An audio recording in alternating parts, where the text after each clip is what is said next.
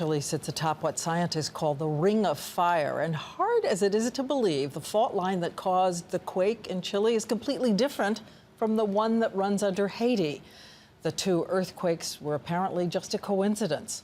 The 7.0 quake in Haiti was shallow, only 8 miles down, and caused by the grinding of two plates. But the one in Chile was deeper, 22 miles down, more violent, one plate slipping under another, getting stuck and then jerking forward. And the result was an explosion on the ground and, as David said, the tsunami that swept the islands. Jeffrey Kaufman takes us on a journey right there to the center of the destruction, the epicenter. Jeffrey. Good evening, Diane. And let me just tell you that a moment ago we felt an aftershock. All this rubble behind me started to rumble. You know, as we moved south, it was a journey of unfolding devastation and despair. The further south we went, the more dramatic and devastating it was. At dawn, we left Santiago heading south in surprisingly normal traffic. Our first obstacle, a collapsed bridge built to withstand an earthquake. Clearly, it didn't. It wasn't until we arrived in Curicó, an inland city 125 miles south of Santiago, that we saw the first extensive damage. This was the 180-year-old building that housed the local newspaper. Managing editor Raul Paredes scrambled inside to show us Saturday's paper that was being printed just as the quake hit. Miraculously, no one was hurt. This was much, much worse than the great earthquake of 1960, he says. When this one hit, I couldn't stay on my feet.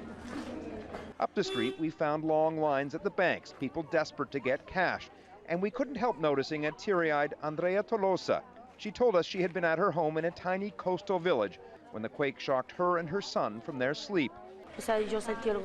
We ran from the house, she says, just as a wave 30 feet high came and washed it into the ocean with no warning. That wave was a tsunami. As we left town, we passed this truck, ominously filled with coffins. The owner told us he had an order for 46, and many more would follow. The coffins were heading south, and so were we, to the city of Talca in the wine region. As we approached, evidence of the quake's violence was everywhere, cracked pavement, down bridges. But we also saw an impressive amount of repair work already underway. We found mothers and children lined up for the first bottles of drinking water since Saturday. We need food too, she says. In Talca, we found buildings ripped apart, like toys in the hands of an impetuous child. More than 100 people died in this city.